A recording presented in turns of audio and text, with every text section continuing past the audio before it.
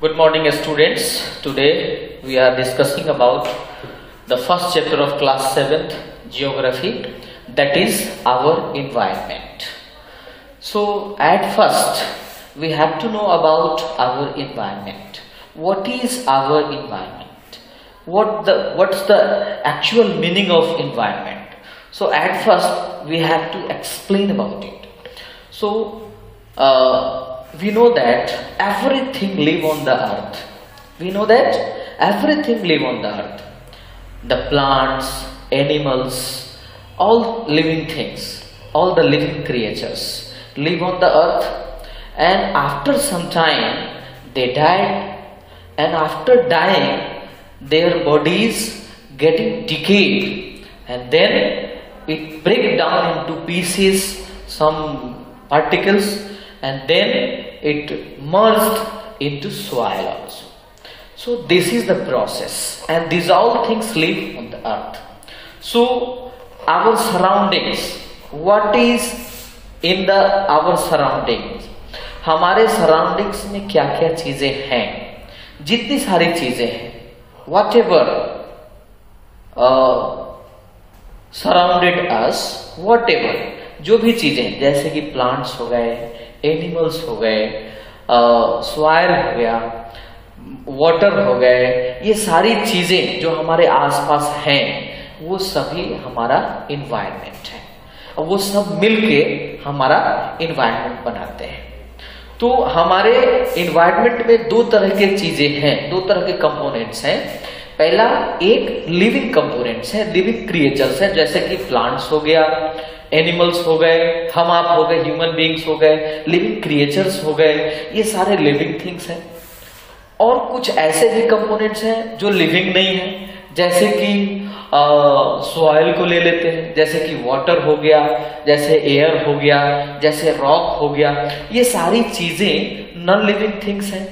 But our environment make together it. So all the living and non-living components together make our environment. So that is what is environment. अगर question होता है कि what is environment, environment क्या है, तब हम उसका answer कैसे करेंगे? All the living components and non-living components interact with each other and they together make our environment. So मैं लिख देता हूं यहां, all the living that is also called biotic and non-living that is also called abiotic and non-living components together make our environment. समझ गए होंगे कि जितने सारे लिविंग और नॉन लिविंग कंपोनेंट्स हैं जो एक साथ जब मिलते हैं तो हमारा एनवायरनमेंट बनता है. And all the living and non living components, all the living components also known as biotic and all the non-living components is also known as abiotic. तो ये सारे दोनों कंपोनेंट जब एक साथ मिलते हैं, आते हैं, तो हमारा इन्वायरमेंट का निर्माण होता है. अब यहाँ प्रश्न उठता है कि ये दोनों करते क्या है? So all the living and non living components interact with each other, क्योंकि एक के बिना दूसरे काम नहीं चल सकता है, तो एक दूसरे से इंटरैक्ट करते हैं और तब जाके हमारा इन्वायरमेंट बनता है. ठीक है. अब हम लोग आते हैं कि भाई इन्वायरमेंट में कंपोनेंट्स तो हमने जाना कि दो तरह के कंपोनेंट्स होते हैं, एक लिविंग कंपोनेंट्स होते हैं, एक नॉन लिविंग कंपोनेंट्स होते हैं. बट हमारा जो इन्वायरमेंट है उस इन्वायरमेंट को हम कितने ग्रुप में, कितने तरीके में, कितने पार्ट में हम क्लासिफाइड कर सकते हैं. सो अब हम लोग पढ़ेंगे types of environment.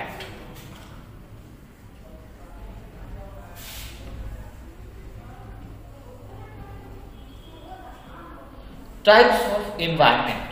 Types of environment में आता है there are two types of environment. Basically there are two types of environment. कौन कौन इन्वायरमेंट? पहला है नेचुरल इन्वायरमेंट. Natural environment. और एक दूसरा टाइप जिसको हम लोग बोलते हैं ह्यूमन मेड इन्वायरमेंट। अब सवाल यह उठता है कि नेचुरल इन्वायरमेंट क्या है? तो natural environment that means all the natural things make natural environments. अब जैसे जितनी सारी नेचुरल थिंग्स हमारे आसपास हैं वो सभी नेचुरल इन्वायरमेंट्स है, जैसे कि प्लांट्स हो गया, सॉइल, एयर, वाटर, एनिमल, जितने सारे लिविंग क्रिएचर्स, ये सभी मिलके क्या बनाते हैं? Natural environment. जबकि ह्यूमन मेड इन्वायरमेंट किसको बोलेंगे? जिसको ह्यूमन ने बनाया, जिसको इंसानों ने बनाया, तो उस इन्वायरमेंट को हम लोग बोलेंगे ह्यूमन मेड इन्वायरमेंट। जैसे कि ये बिल्डिंगें जितनी सारी बनी हुई हैं, ब्रिजेस बनी हुई हैं, जितने सारे स्टेडियम्स बने हुए हैं, हॉस्पिटल्स बने हुए हैं, स्कूल्स बने हुए हैं, तो ये सारी चीजें किसने बनाया? ह्यूमन ने बनाया। आप जो यूज करते हैं, फर्नीचर यूज करते हैं, टेबल यूज करते हैं, चेयर यूज करते हैं, ये सारी चीजें, आप फैन यूज कर सकते हैं, आप बल्ब यूज करते हैं, आप मोबाइल यूज करते हैं, etcetera etcetera, and lot of things available in our society, in the earth, on the earth. So ये सभी चीजें ह्यूमन मेड इन्वायरमेंट में आती है। तो there are two types of environment. The first one is natural environment and the second one is human environment. अब यहां next topic पर आप आते हैं। वो नेक्स्ट टॉपिक क्या है कि हमारा जो है वो रिल्स ऑफ इन्वायरमेंट। रिल्स का दूसरा नाम है रिल्स को हम लोग जो है डोमेन्स भी कह सकते हैं, कि रिल्स ऑफ इन्वायरमेंट और domains of environment. Domains of environment क्या होता है? रिल्स ऑफ इन्वायरमेंट क्या होता है? देखिए, reels of domains of environment, ठीक है। Reels of domains of environment. ये रिल्स या डोमेन्स क्या है? इन्वायरमेंट में कौन कौन सी चीजें हैं जो सेपरेटली अलग अलग होते हुए जब एक साथ मिलते हैं तब ये पूरे इन्वायरमेंट का निर्माण हो जाता है। तो इसमें कौन कौन चीजें हैं? देखिए, रिल्स ऑफ इन्वायरमेंट में आता है, आपको मैं बता दूं, पहला नंबर आता है लिथोस्फेयर। लिथोस्फेयर। दूसरा आता है लिथोस्फेयर हाइड्रोस्फेयर,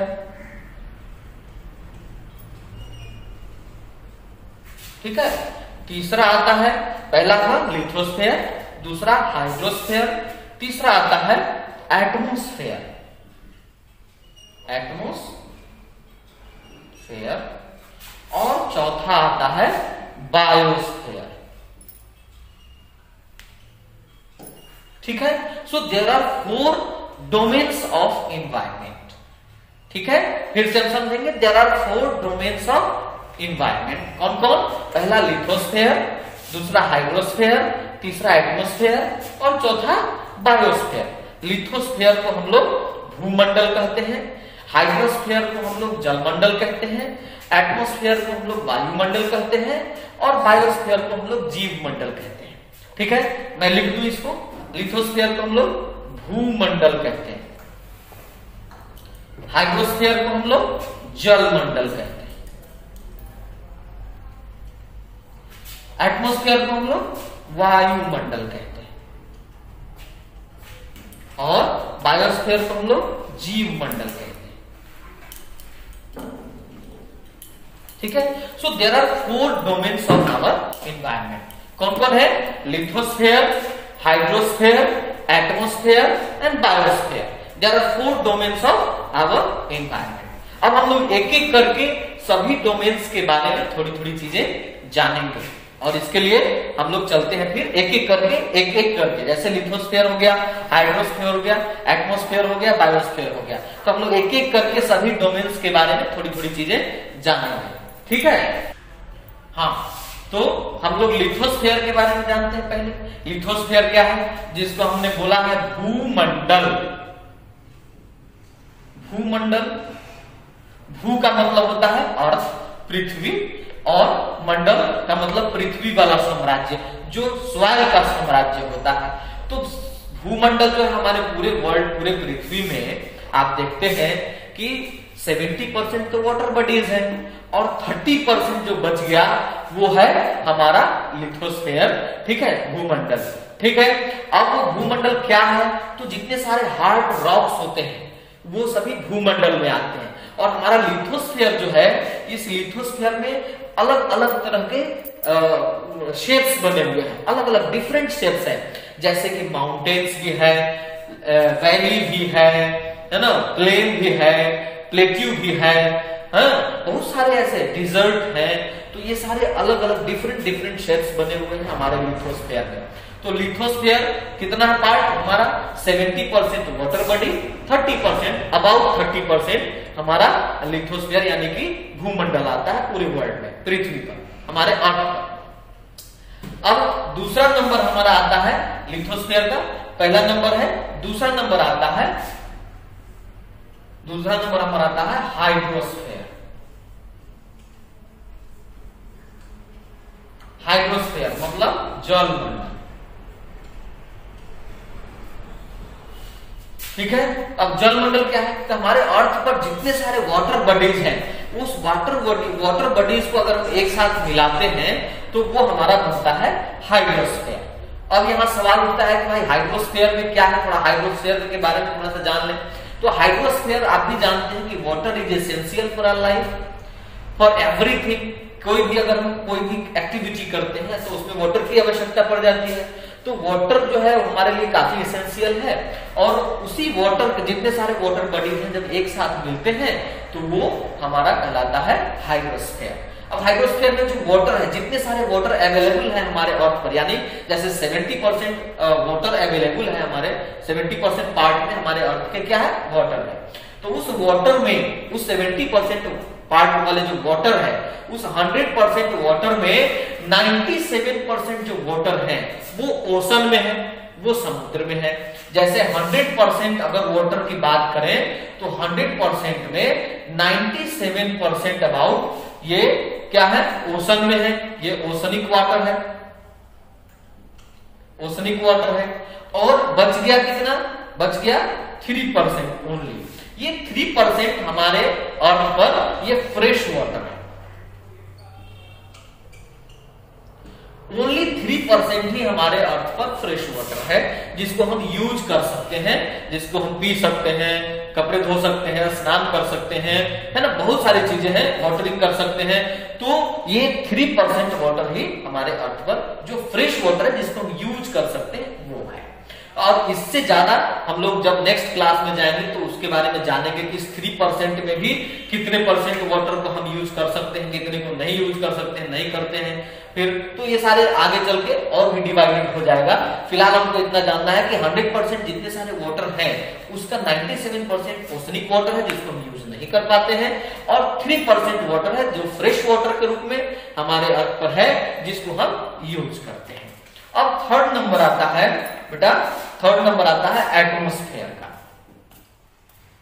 इससे पहले कि हम लोग एटमॉस्फेयर के बारे में जाने, सबसे पहले हम लोग जानते हैं, आप पढ़ते होंगे, आप प्रीवियस क्लासेस में भी पढ़े होंगे, वाटर साइकिल। क्या पढ़े होंगे, वाटर साइकिल। वाटर साइकिल क्या है ये आप भी जानते हैं। वाटर साइकिल क्या है, जब सन लाइट, सन हीट जब किसी वाटर बॉडी पर पड़ता है तो वो जो वाटर होता है वो क्या होता है, इवेपोरेट होता है।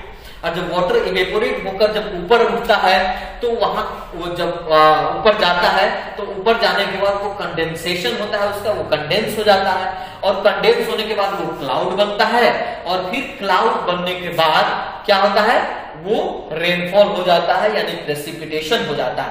तो यहाँ कुछ टर्म्स आते हैं जिसके बाद हम लोग जान लें कैसा, इवेपोरेशन, इवेपोरेशन, इसके बारे में आप लोग जानते होइएगा। दूसरा है कंडेंसेशन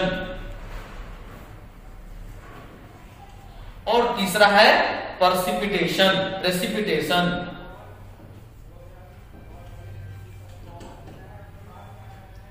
ठीक है, तो वाटर साइकिल में इन तीनों चीजों की जरूरत होती है। पहला है इवेपोरेशन, मतलब इवेपोरेशन क्या है, the process by water change into water vapor. That process is known as evaporation. When water changes into water vapor, this process is known as evaporation. And the second one is condensation. So when water vapor changes into water, that is called condensation. और तीसरा है precipitation.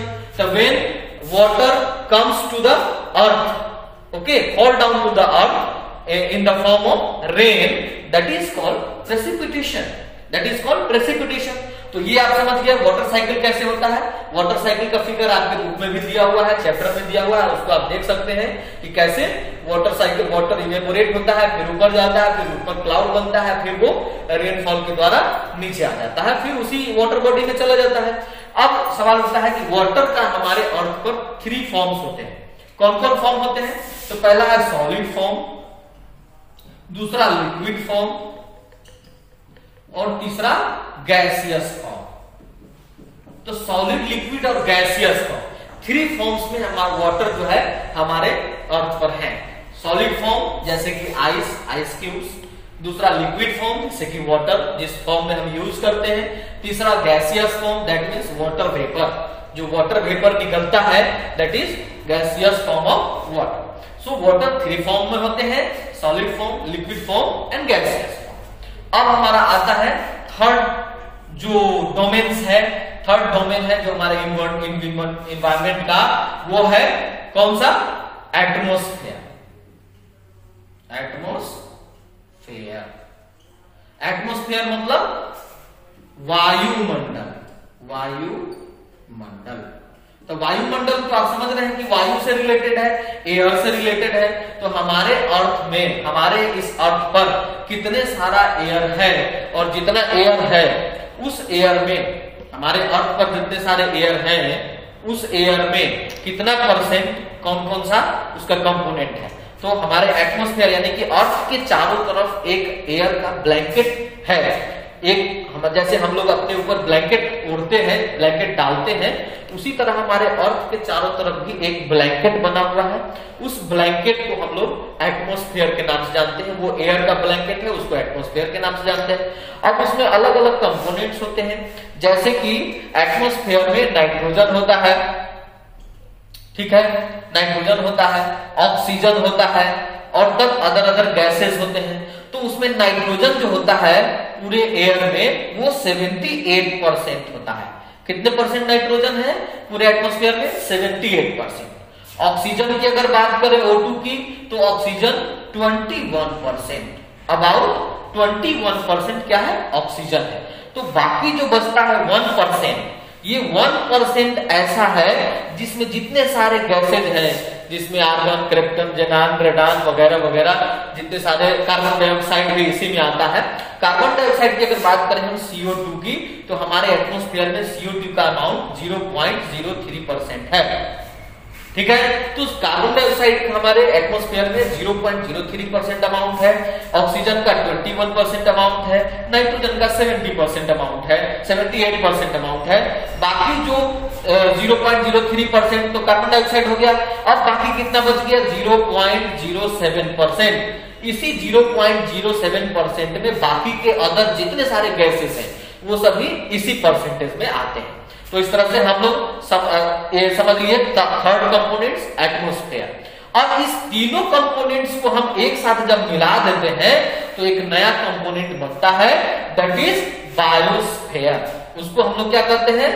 Biosphere. ये biosphere हमारा fourth domain है। इस fourth domain को, जिसको हम बायोस्फीयर के नाम से जानते हैं, ये फोर्थ डोमेन है बायोस्फीयर। अब ये बायोस्फीयर जो है, ये बायोस्फीयर कैसे बना? तो बायोस्फीयर एटमॉस्फेयर, हाइड्रोस्फीयर, लिथोस्फीयर सब से मिलाकर ये एक अलग स्फीयर बना जिसका नाम है बायोस्फीयर। अब समझ गए? तो ये बायोस्फीयर इन सब के बिना संभव नहीं है। ये लिथोस्फीयर से भी लेता है, ये हाइड्रोस्फीयर से भी इंटरेक्शन करता है, ये एटमॉस्फेयर से भी इंटरेक्शन करता है, और ये तीनों मिलके तब यहाँ बायोस्फीयर बनाता है। अब इस बायोस्फीयर में कौन है जिसको हम लोग जीव मंडल कहते हैं, जिसमें हम हैं, आप हैं, जितने सारे एनिमल्स हैं वो सभी हैं, प्लांट्स हैं, जितने सारे लिविंग ऑर्गेनिजम्स जो जिंदा हैं इस धरती पर हैं, इस अर्थ पर हैं, जो रहते हैं, ये सारे मिलके बायोस्फीयर बनाते हैं। समझ गए? तो ये सारे डोमेन्स हैं, इन सभी डोमेन्स के साथ ही हम बायोस्फीयर में रह सकते हैं, otherwise we can't survive on the earth, है ना। So we must have all domains of our environments for surviving on the earth. Got it? So आज के लिए इतना ही, फिर नेक्स्ट वीडियो में हम लोग इसके आगे की चर्चा करेंगे। Thank you.